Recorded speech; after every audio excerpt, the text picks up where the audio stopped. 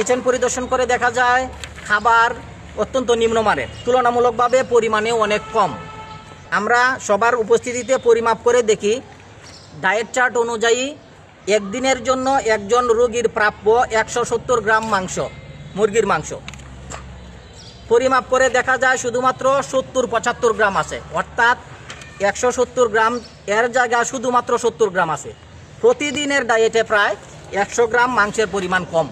এই বিষয়ে আমরা তত্ত্বাবধায়ক মহোদয়কে অবহিত করছি, উনি এই বিষয়ে প্রয়োজনীয় ব্যবস্থা নেবেন আমাদের আশ্বাস করছেন, এবং আমরা পরবর্তীতে আমাদের বিস্তারিত বিষয়ে আমরা দুর্নীতি দমন কমিশনের কাছে রিপোর্ট প্রদান করব। যে কন্ট্রাক্টরকে, সেই কন্ট্রাক্টর প্রতি কেজি মাংসের মূল্য 297 টাকা করে ধরে এইটা কন্ট্রাক্ট করা হয়। এই 297 টাকা আমার কাছে বর্তমান বাজার মূল্যের তুলনায় একটু বেশি মনে হয়েছে। সরেজমিনে 160, 70 বা 80 এর উপরে ব্রয়লারের মুরগির মাংসের দাম হওয়ার কথা না।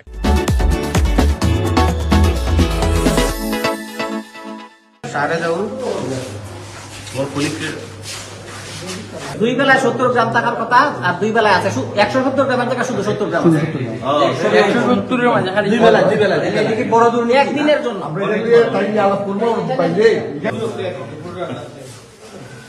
আমরা সব তো যাচাই করতে পারি, দুই একটা আইটেম দেখে যাই আসলে